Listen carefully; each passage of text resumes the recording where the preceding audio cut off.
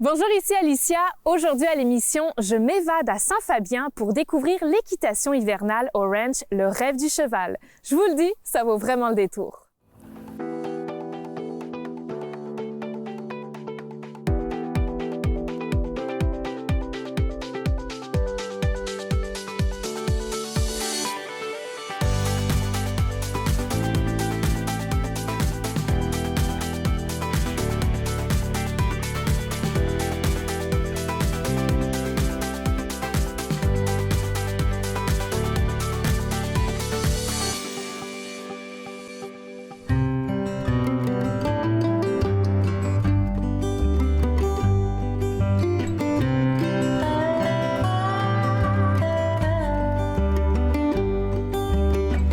Nous voici à Saint-Fabien en compagnie de Stéphanie Lamy. Et Stéphanie, tu es la copropriétaire du ranch Le Rêve du Cheval.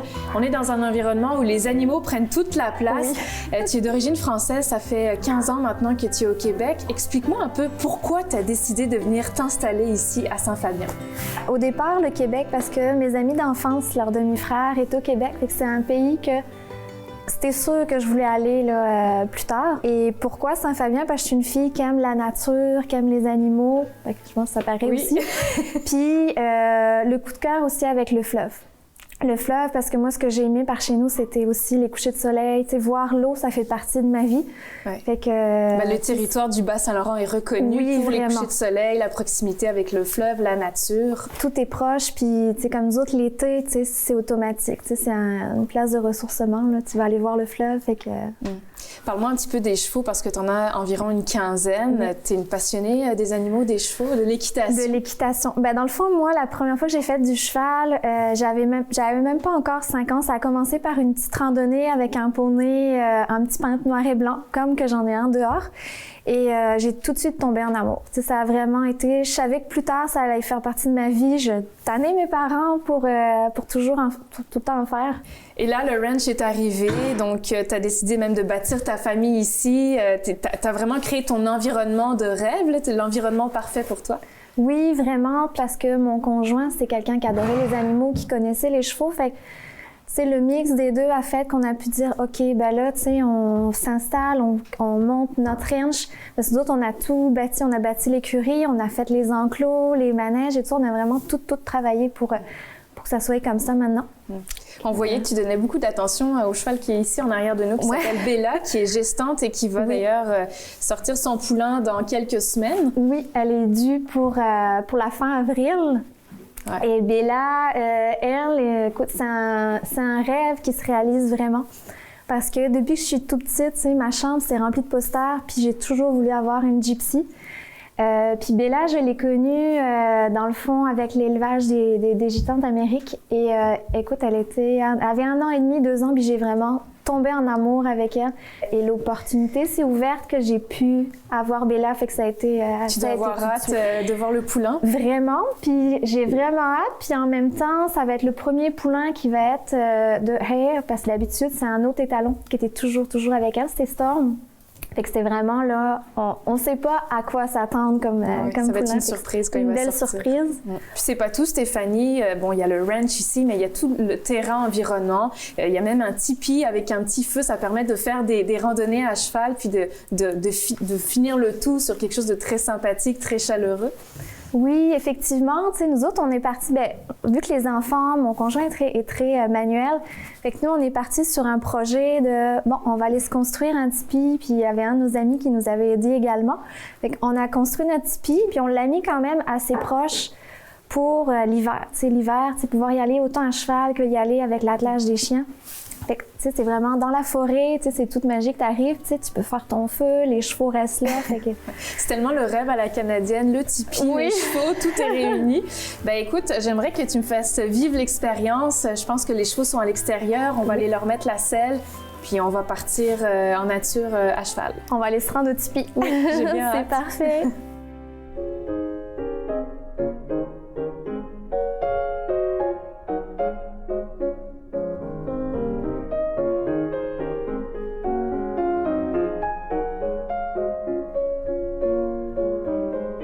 Je m'appelle Alexandre Gagnon, je suis accordeur de piano. depuis 2015 environ. J'ai eu une carrière avant plus dans les bureaux, puis je cherchais quelque chose qui me ferait utiliser plus mes mains. Donc, ça rejoint vraiment tous mes centres d'intérêt dans une profession, ce qui est assez incroyable.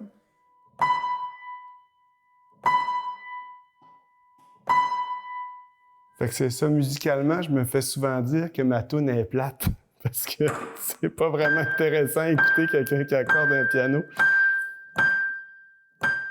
Ça arrive souvent quand on arrive chez les gens que c'est le piano de la grand-mère, puis elle-même, elle n'en jouait pas. C'est son arrière-grand-mère qui l'a fait accorder la dernière fois en 1942, tu sais.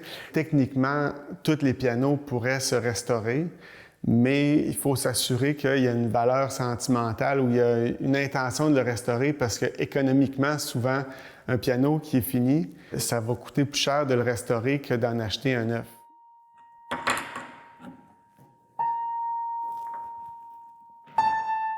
Dans le fond, ce qu'on voit là-dessus, c'est un repère visuel où il y a une roue qui tourne, puis plus elle tourne lentement, puis plus elle tourne proche du centre, plus elle est proche. Puis quand elle s'arrête au centre, bien, on est sur la note qu'on veut aller chercher. C'est vraiment extrêmement précis, beaucoup plus précis que ce que nos oreilles peuvent percevoir. T'sais, mettons, je donne un exemple, un piano qui est sorti de l'usine en 1903.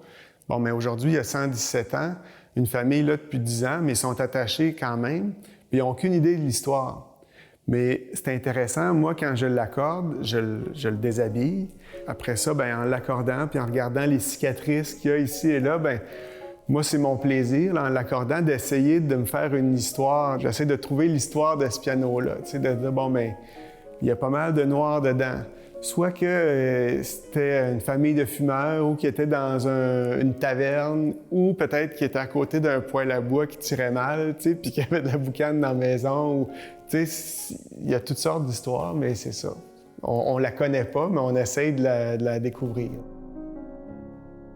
C'est rare quand même les métiers où les personnes vont à domicile. On rentre dans la vie des gens. En étant là, tu sais, pendant 2 heures à accorder le piano, bien finalement, on placote un peu aussi, puis c'est extrêmement agréable. Le piano fait partie de la vie, souvent il est au centre de la maison. En racontant l'histoire du piano, finalement, ça raconte un peu l'histoire de la vie des gens. J'aime beaucoup le contact avec l'instrument, mais avec les personnes aussi.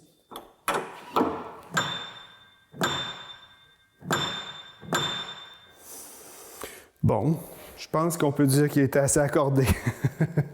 J'aime bien habituellement tester, après les 88 notes, 200 quelques cordes, tester, voir si ça joue à mon goût.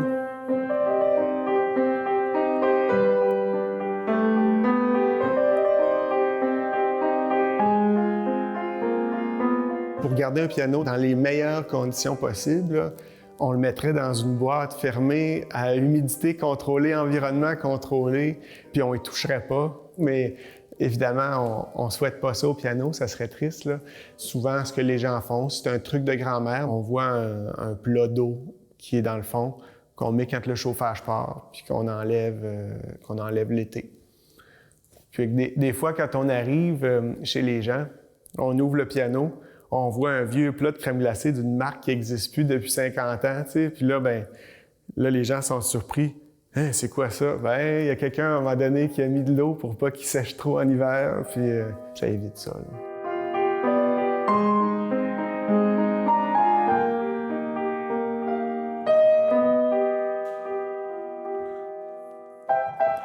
Ça a l'air bien, ça a l'air bien. La pensée qui me rend le plus heureux de faire ce que je fais finalement, c'est de me dire que je suis comme un précurseur de la beauté. C'est le pianiste qui va faire la musique, c'est le compositeur qui l'écrit, c'est le pianiste qui l'interprète. Puis moi, ben, je suis là en arrière, puis je permets à tout ça de sonner harmonieusement. Fait que tu sais, je sais pas, dans un monde qui a besoin de beauté, ça fait du bien de penser ça.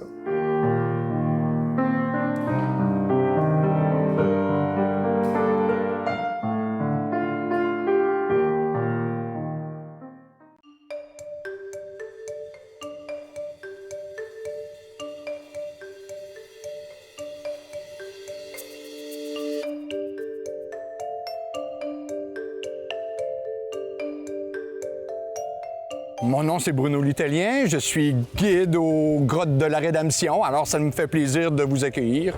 On trouve principalement des grottes qui sont encore obstruées pour la majorité d'entre elles. Quelques-unes sont accessibles et c'est celles-là qu'on présente au public. Il faut remonter dans les années 1920-30 pour avoir vu ici un incendie majeur qui a fait désobstruer la galerie principale. Et là, les gens se sont aperçus qu'il y a quelque chose d'exceptionnel qui est là. Mais c'était pas encore accessible. Alors, ceux qui y allaient prenaient des risques pour aller visiter ça parce que ce n'était pas accessible à personne. Oui, il y a eu un mineur à un moment donné qui faisait de l'exploration minière, un monsieur Pantaléon Plante, qui lui a permis de savoir exactement où, au fond, avoir accès. La grotte du Péos de la Fée, c'est le trou principal. Et évidemment, on a à descendre par cette cavité qui ressemble à un immense rond. En fait, c'est plus une serrure parce que depuis, je vous dirais à peu près 12 000 ans, l'eau sortait de par ici. Alors imaginez la quantité d'eau qui devait sortir de ce trou vers l'extérieur. C'est énorme. Et pourquoi l'eau sortait au lieu d'entrer? Tout simplement à cause que au-dessus, ça a été la mer, ou plutôt ça a été à un moment donné le lac Matapédia qui était au-dessus de notre tête. Alors ce qui reste aujourd'hui, ce sont des éponges de mer ou encore de petits animaux qui se sont retrouvés comme enfermés dans la roche, comme par exemple du coquillage, des coraux de toutes sortes.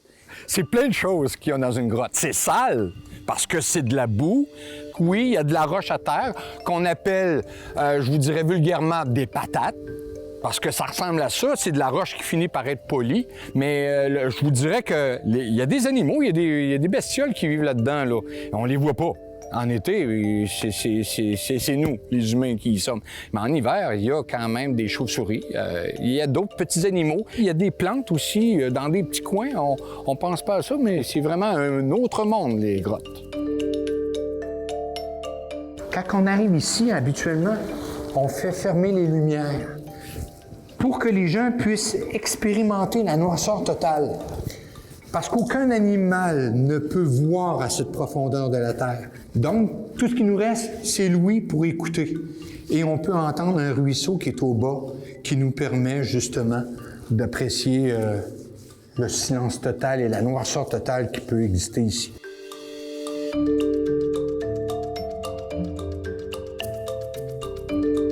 La noirceur, c'est à peu près ça le seul phénomène qui peut nuire à quelqu'un. Parce que même les personnes handicapées, pour en avoir emmené jusqu'en bas des personnes, c'est possible avec un peu de volonté, là, on peut faire visiter les grottes à peu près à tout le monde. Notre millième personne que l'on a eue il y a 2 ans, qui avait 76 ans, je crois, elle a trouvé l'expérience extraordinaire. Alors, si une personne de près de 80 ans peut le faire, je pense que tout le monde peut le faire. On a des harnais. Tout le monde a un casque, c'est obligatoire, c'est une question de sécurité. Hein? Notre tête, c'est ce qu'on a de plus important, avec le cœur et les poumons. Puis finalement, on descend bien vêtu, vous allez vous salir. Quoi, j'ai déjà vu quelqu'un en pantalon blanc, là, incroyable. Le monsieur avait réussi à sortir presque indemne de son expérience. Mais il reste il fait quand même 4 degrés, entre 4 et 8 degrés dans les grottes. Alors oui, c'est froid, mais ça se fait très bien de A à Z. Et en plus, on a ce qu'on appelle une via ferrata à l'intérieur des grottes. Alors, une via ferrata, comme on retrouve en Europe, tu es connecté tout le temps au fil de fer et on se rend jusqu'en bas. On a 142 pieds, donc 14 étages de profondeur. Il faut le faire en sécurité. On se rend jusqu'en bas sans difficulté. Les gens qui sont ici, c'est des gens qui ont à cœur de vouloir un succès de ces grottes-là. Ils veulent que les gens la découvrent. Ce qu'ils veulent, c'est que Rédemption, comme municipalité, soit plus attrayante pour recevoir les gens. Ça paraît pas, mais lentement, assurément, avec le temps, ce qui est tout petit, ou ce qui était tout petit à l'époque, puis commence à grossir. Alors, c'est bien organisé.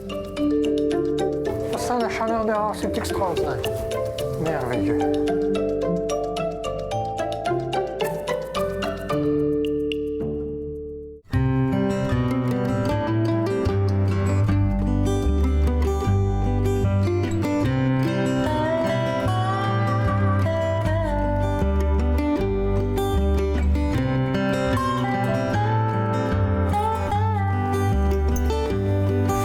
que je vais te l'attacher, puis on va pouvoir commencer à brosser. Oui. Fait que je vais te passer la brosse. Puis, je vais finir de les attacher. Aujourd'hui, on monte Lucky. Et toi, la tienne s'appelle comment? C'est Dancer. Dancer. Il est tout doux avec le poil d'hiver aussi. Hein? Oui, ça fait vraiment comme des petits nounours. Ah ouais. Faut la mettre belle pour le tournage. Elle est encore endormie. Hein? Oui, elle nous stresse. Oui, elle est vraiment calme comme jument.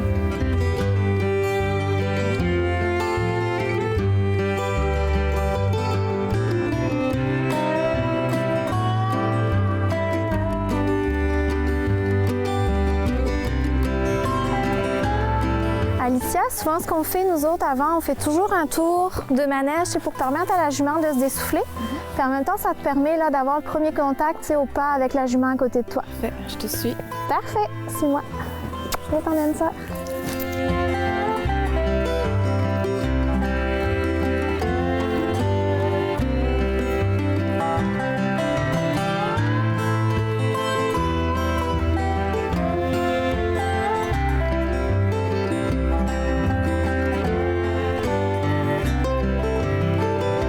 Là, Stéphanie, on monte à cheval. On est rendu à Célé. On est rendu là. On n'est pas souple en hiver avec les kilotons. Hey, mes oreilles.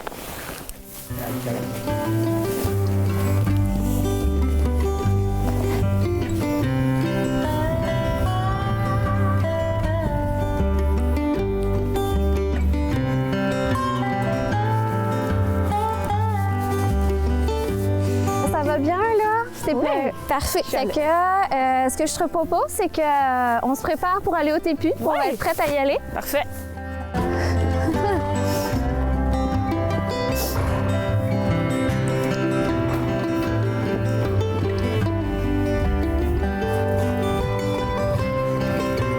Allez, il en reste pas long.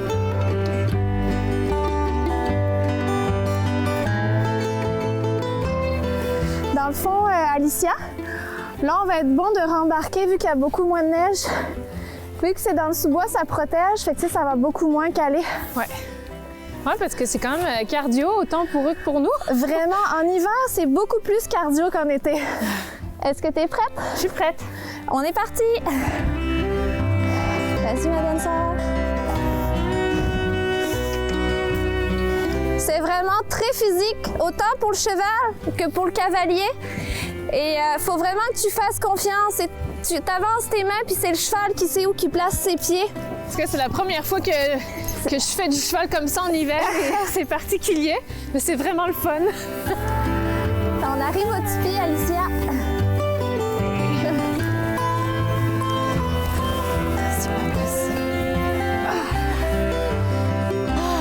Wow. C'est sportif. C'est sportif, mais beaucoup pour le cheval principalement, vraiment, je dirais. Même si au début on l'a senti. Le repos est surtout pour eux. Ouais. Puis on est chanceuse parce qu'on a ton chum qui nous prépare un bon feu en arrivant. Oui, vraiment, il est galant pour ça, lui, il aime ça. T'sais, il va nous préparer le feu, on va pouvoir se réchauffer. Ouais. Puis les chevaux vont pouvoir se reposer. Merci pour cette magnifique balade hivernale et ce coin de pays là, c'est fabuleux. Ça fait vraiment plaisir.